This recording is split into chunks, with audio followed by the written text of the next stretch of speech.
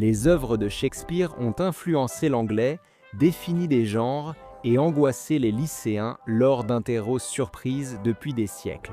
Malgré son influence sur nos métaphores de flirt, nous connaissons très peu sa vie personnelle. Aujourd'hui, plongeons dans la vie privée de Shakespeare. Avant de commencer, abonnez-vous à la chaîne Weird History. Laissez un commentaire et dites-nous quels autres dramaturges vous souhaitez découvrir. Très bien, il y a beaucoup à entendre et à apprendre.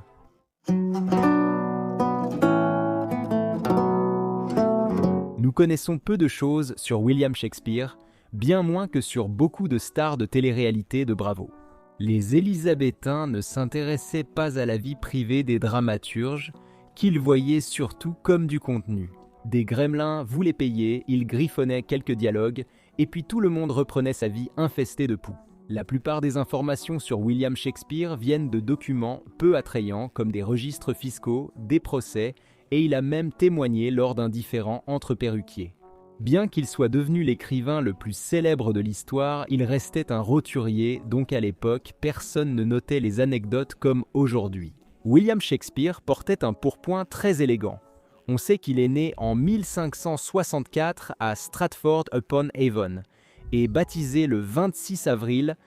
Ses parents, Jean Shakespeare, Gantier et Marie Arden, issus d'une famille aisée, il s'est marié jeune, a réussi et acquis des propriétés.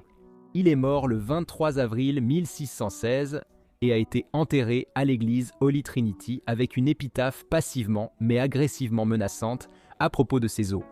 Et c'est à peu près tout. Passons à l'essentiel.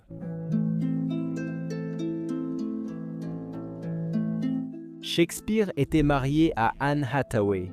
Non, pas celle dont les réseaux sociaux parleraient tant. Anne Hathaway, épouse de Shakespeare, avait 26 ans, un âge avancé pour une femme élisabéthaine.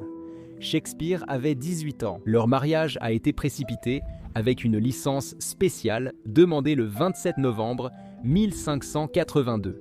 6 mois plus tard, leur fille Susanna est née. C'était comme publier « bébé surprise » sur Facebook sans commentaire. Depuis, beaucoup pensent qu'il s'agissait d'un mariage imposé par la situation. Si c'est vrai, il est rassurant de voir que l'humanité a toujours paniqué face à l'arrivée de bébés à des moments suspects. Bref. 3 ans plus tard, Anne a eu des jumeaux, Hamnet et Judith. Immédiatement après, Shakespeare a quitté la ville sans demander son reste. Il est parti à Londres pour poursuivre une carrière au théâtre et n'est pas revenu vivre à plein temps au domicile familial avant environ 1611. Si vous ne voulez pas faire le calcul, ça fait environ 25 ans à vue de nez. Les historiens ont sérieusement débattu cette question comme les chroniqueurs mondains du Moyen-Âge. Pourquoi est-il parti? Voulait-il la gloire, l'argent, des opportunités ou fuyait-il les responsabilités domestiques? Pour certains chercheurs, cette distance montre qu'il n'aimait pas Anne. Certains disent qu'il faisait comme beaucoup d'acteurs. Vivre là où il y avait du travail, rentrer parfois et éviter la peste. Mais le plus grand drame du mariage de Shakespeare, il a légué à Anne le 2e meilleur lit dans son testament. Je ne lègue qu'une seule chose à ma femme. Mon 2e meilleur lit avec les meubles, c'est tout. Sans argent, sans propriété, juste le 2e meilleur lit. Les auteurs de comédie s'en sont régalés à travers les siècles parce que c'est soit A, la plus froide insulte conjugale de l'histoire anglaise, soit B, un geste sentimental. Les historiens divergent car le meilleur lit était pour les invités et le 2e, le lit conjugal. Les premières versions du testament n'incluaient même pas Anne, rendant l'affaire encore plus croustillante. Ce qui est soit extrêmement révélateur, soit simplement le résultat d'un homme qui écrivait ses testaments comme ses pièces de théâtre et repoussait les révisions jusqu'à la dernière minute. Cela dit, personne ne connaît vraiment la nature de leur relation. Ils étaient peut-être éloignés, ils étaient peut-être en bons termes, ils avaient peut-être un mariage parfaitement normal pour le XVIe siècle, où l'homme disparaît à Londres pendant des décennies et te laisse des meubles dans son testament.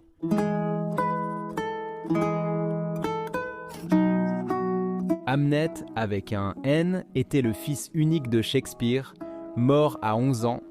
Hamnet, l'un des jumeaux cités plus tôt, est né en 1585 et son nom était alors interchangeable avec Hamlet.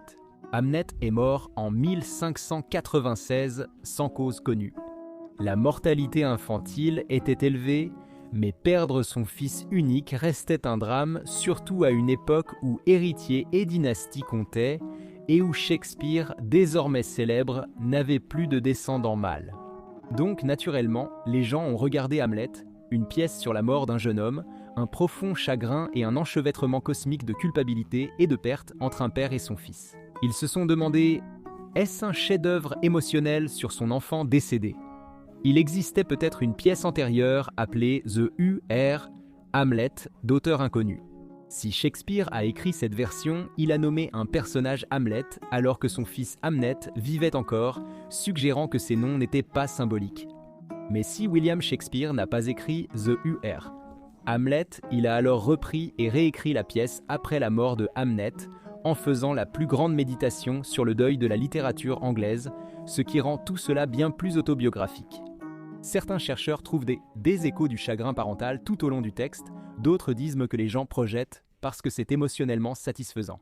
Certains soulignent que Shakespeare écrivait aussi des comédies à cette époque, donc son chagrin n'a pas totalement perturbé son écriture. Que Shakespeare ait écrit la pièce pour son fils ou non, restera inconnu, mais ce lien inspire livres et films.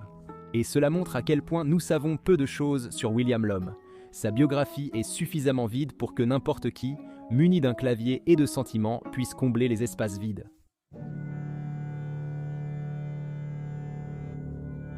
Entre la naissance des jumeaux en 1585 et sa première mention comme dramaturge en 1592, William Shakespeare disparaît.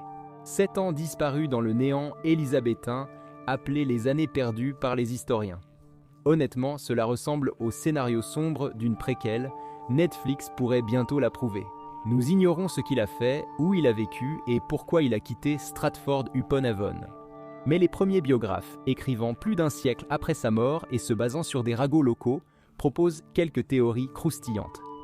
Une théorie affirme qu'il a quitté Anne, mais c'est banal. Nous parlons de William Shakespeare, alors abordons plutôt l'hypothèse étrange. William Shakespeare a fui la ville parce qu'il a été surpris en train de braconner des cerfs sur un domaine local voisin. Certains chercheurs pensent que cette histoire est absurde car il n'existe aucun document contemporain. Certains soulignent que cette histoire figure aussi dans les notes d'un ecclésiastique du XVIIe siècle, ce qui ne la confirme pas, mais la rend possible et plutôt amusante. Imaginez si un grand écrivain avait débuté sa carrière après avoir contrarié un garde forestier.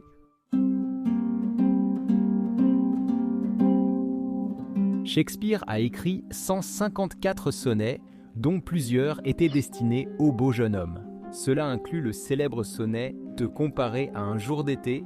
Des générations de professeurs d'anglais ont affirmé qu'il ne s'agissait que d'amitié, malgré les métaphores érotiques et les discussions météo. L'identité du beau jeune homme demeure inconnue. Parmi les candidats figurent Henry Risley, comte de Southampton, et Guillaume Herbert, comte de Pembroke. Un acteur, un fonctionnaire, une création poétique ou juste un type séduisant pour Shakespeare.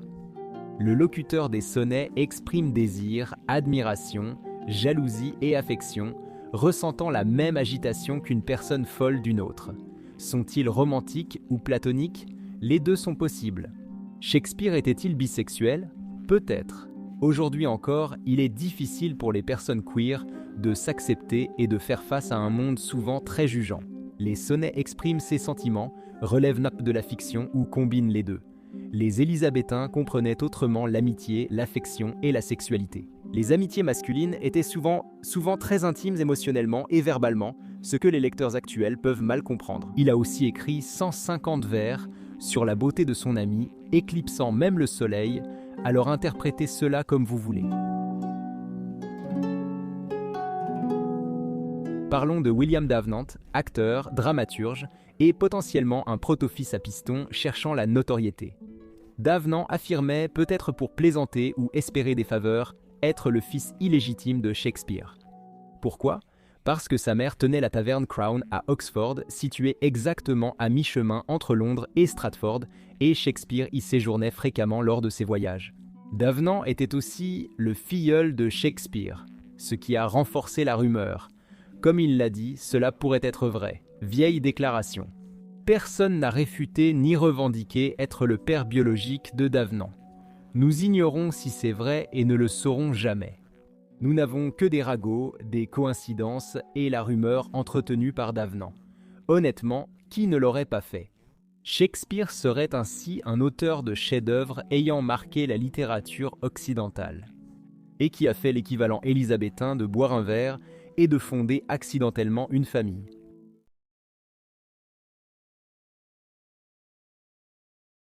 Shakespeare est mort le 23 avril 1616, apparemment le jour de ses 52 ans, bien que sa date de naissance soit inconnue. Nous savons qu'il a signé un testament révisé un mois avant sa mort, affirmant être en parfaite santé. Plus tard, un écrivain a déclaré qu'il est mort subitement. 50 ans après cela, un vicaire de Stratford a affirmé que Shakespeare était sorti boire avec ses amis, dramaturges Ben Jonson et Michael Drayton, qu'il s'était saoulé, avait attrapé une fièvre et était mort. Si c'est vrai, cela ferait de Shakespeare l'un des plus grands fêtards de l'histoire, un vrai finaliste. Ou peut-être qu'il est simplement mort. En 1616, on mourait souvent de tout. Blessures, eau contaminée, même regarder la lune, sans vraiment savoir pourquoi. La vie de Shakespeare est un puzzle incomplet, dont les pièces restantes sont surtout des formulaires fiscaux. De nombreuses années restent inconnues, et ce que l'on pense savoir pourrait être de la fiction. C'est aussi ce qui fait le charme. C'est l'écrivain le plus célèbre, un vrai Bigfoot de la littérature. Croquis flous, empreintes, rumeurs, impressions, c'est génial. Si Shakespeare était plus accessible, il perdrait son mystère. On profite ainsi des deux aspects. Un homme auteur de chefs-d'œuvre inoubliables, mais dont la vie fut si vide, les historiens débattront des seconds lits et du braconnage pendant 500 ans, ce qui semble être ce qu'aurait souhaité l'un des plus grands conteurs du monde. Qu'en pensez-vous et quelle est votre pièce préférée de Shakespeare? Donnez votre avis en commentaire et découvrez d'autres vidéos de Weird History.